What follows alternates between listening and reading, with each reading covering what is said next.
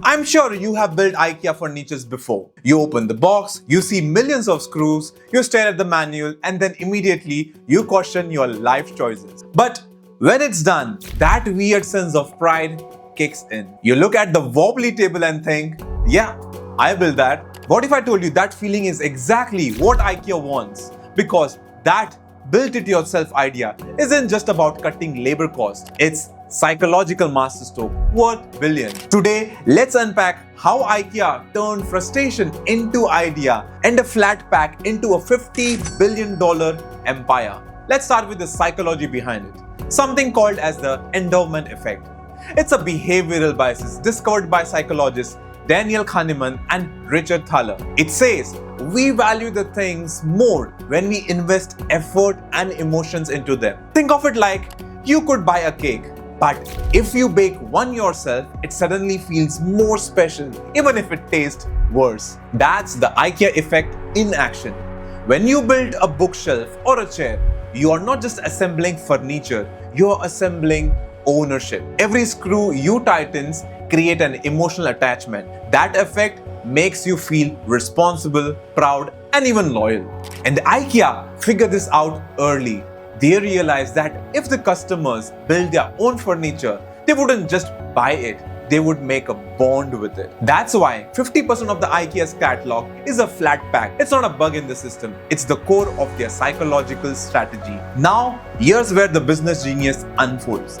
Back in 1950s, IKEA faced a logistics nightmare. Furnitures were bulky, hard to transport, and shipping costs were killing profits. So one employee had an idea. He unscrewed the legs of a table so it could fit properly in the car. That moment changed retail forever because suddenly IKEA could ship more furniture per truck, cut costs drastically, and customers do the final assembly for free. What started as a cost-cutting trick became a brand identity. DIY wasn't just cheap, it was smarter. Today, over 2 billion IKEA products are sold per year. IKEA operates in 60 plus countries with an annual revenue of $50 billion. But the secret sauce isn't just the price, it's how they made you feel a part of the process. That emotional involvement made customers defend IKEA and even joke about the chaos of assembly because they were invested. And that emotional investment turned buyers into the brand believers. Now, let's talk design, because IKEA doesn't just sell products, they sell experience engineered for psychology. Every IKEA store layout follows the Gruen Effect. It designs like a maze. You enter for a lamp and walk out with bed sheets, candles, and new kitchen plan. On average, customer spends 3 hours per visit. That's 3 times more than an average retail store. And then there is the AR technology, IKEA Place app. It lets you visualize how the furniture looks in your home before you buy it. This triggers the endowment effect digitally.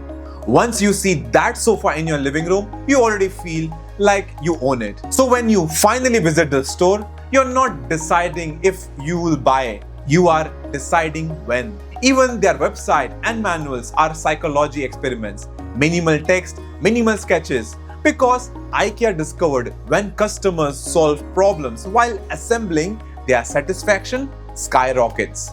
That's design psychology at work, turning a challenge into a dopamine hit. So, what's the big lesson over here? Don't sell products, sell participation. Don't just lower the cost, increase emotional ownership. And don't just make customers happy, make them proud. IKEA cracked the code of the modern business. When people built it, they believe in it.